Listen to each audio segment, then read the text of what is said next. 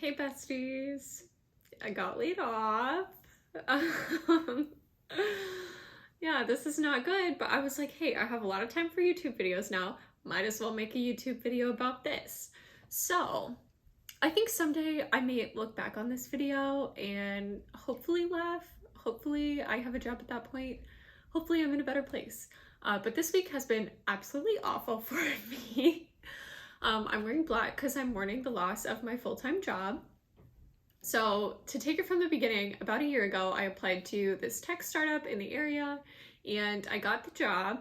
And essentially my position was a combination Scrum Master business analyst. And if you're not in the tech world, essentially I led a team of developers, helped them figure out what features they would develop next, wrote down things in a very specific format for them, and then I would document some things after they finished developing the features. So that's what I did, if you know of any jobs hiring. But the thing was, I really did like the company. I really liked the people and the culture. It was very chill. My managers did not micromanage, which is something that was very important to me. And I had unlimited PTO, which honestly was the absolute best. So, and now I'm unemployed. So when I had last year in September, they had a round of layoffs and it was like a Wednesday and they had a call with everybody in the company and they said, we're going to do layoffs tomorrow morning between 9 a.m. and noon. And so people hated that they had overnight to kind of go home and worry and talk to their spouses and whatever, and then wonder, is it going to be me? They were like, no one really slept. What was the point of that? So they were like, we'll do it differently this time. So on Friday afternoon, first my manager messaged me directly. He was like, hey, the CEO is having a meeting and wanted me to individually make sure that everyone would be there. And I was like, yeah, I'll be there because where else would I be? And so it was just that was kind of a red flag that the CEO told him to tell everyone individually. And so then I was looking at the meeting invite and I was like, this isn't everyone from the company. There's a ton of people on this meeting invite, but it's a lot of people who are newer or not very senior. And so it was 26 people on this invite, including the HR person who left months ago. So I was like, okay, it's raising all these red flags that I think there's going to be another round of layoffs. So my coworkers and I, on Teams, I was like, everyone, what's your phone number? Let's make a group chat so that we can speak freely without the company seeing anything. And two, if we get laid off, they're going to shut down our email access immediately, because that's what they did last time. So we made a group chat and I'm very fortunate that I had the foresight to plan that so that now we can contact each other. But then the call started and it was just the CEO and everyone else had their cameras off. And we were like, yeah, he already looks very serious and somber. This is not good. And then, yeah, he just laid off all 26 of us all at once. And he was like, you'll get a severance, you'll get an email to return all of your equipment, blah, blah, blah. And we were all just in shock. The meeting was over in 10 minutes. And I just sat there in shock for a moment. And then I started absolutely sobbing, can't breathe, panic attack, just awful. I was like, this is so out of the blue, because on Monday it was everything's fine, and Friday it's oh, I don't have a job anymore. So to add on to all of this, I am leaving on Monday to go to Guatemala, where I was planning to work remotely for a week and a half, because the company's fine if we work remotely, and my manager said that was fine. So I'm still going to Guatemala because I've already paid for my flight, I've paid for housing, I paid for a volcano hike that I'm gonna do there. And I was like, I can sit around at home and mope and be very desperately looking for a job, or I can go to Guatemala, have some fun, still look for a job while I'm there.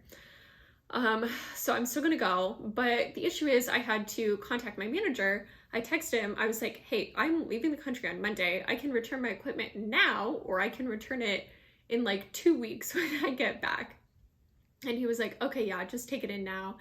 And I was like, do you want me to put it somewhere? And he's like, oh, just give it to this guy. And I get to the office, I like have my key card, I go in, and the guy spots me. He's the only one in the office, and the place is like a ghost town. Like there are monitors left on from like desks, and I'm like, I don't think anyone was like working here. Like, I don't know. Like people probably like got fired and then just immediately left, because I would not be able to stay in the building and like cry and see all of the other coworkers. Anyways, so his eyes were kind of puffy, and he's like, yeah, I had no idea what was going on because he wasn't invited to the meeting.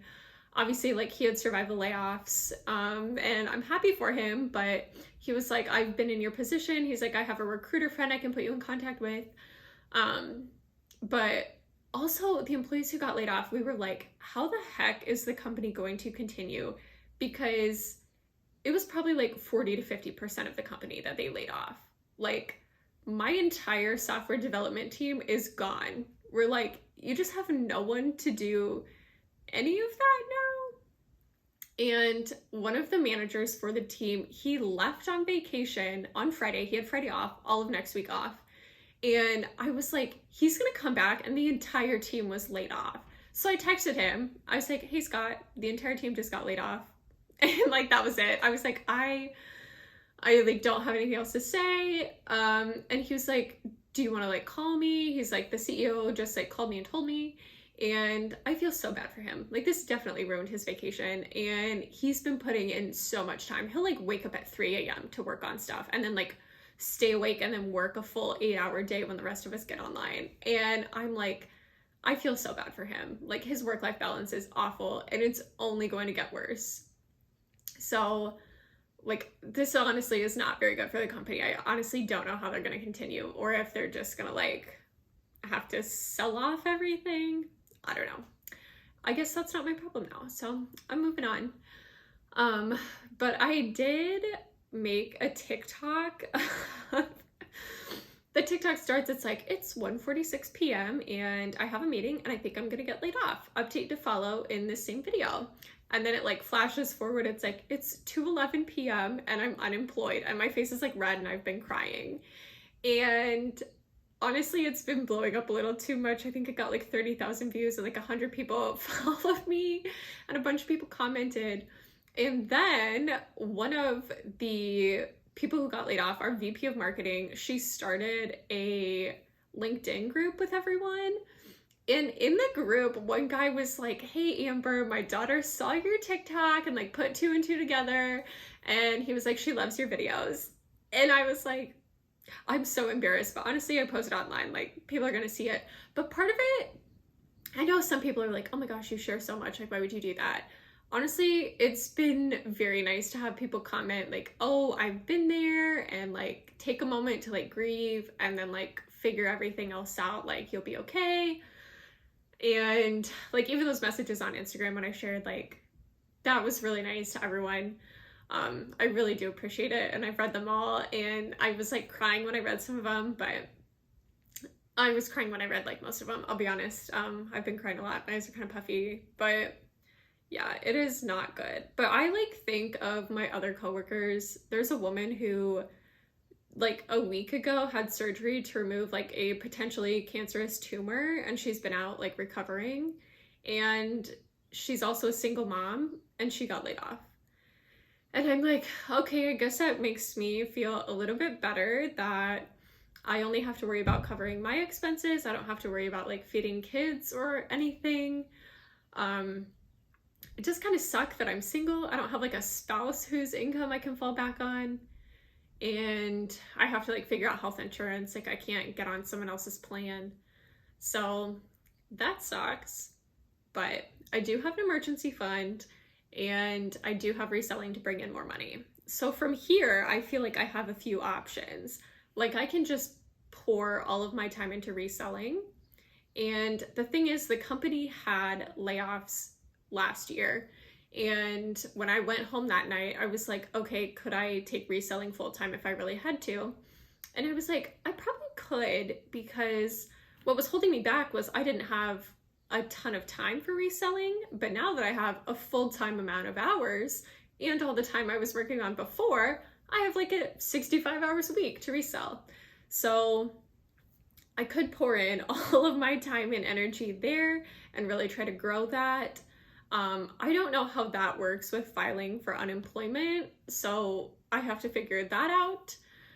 I feel like it's kind of risky for me to just put everything into reselling and have that be like my main income stream, because YouTube's not monetized, TikTok's not monetized, I'm not really getting any brand deals right now. So that just makes me a little nervous if I do that. I could go find a full-time job in like the same similar position to what I had. Ideally making more money and with great benefits. I'm just gonna speak it into existence now. Love the unlimited PTO, would love to keep that going.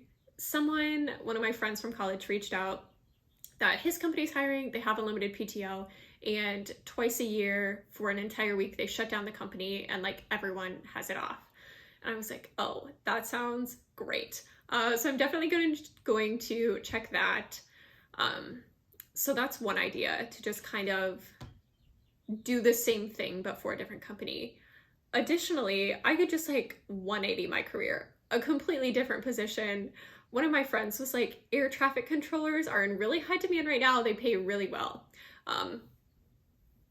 I think I could do that.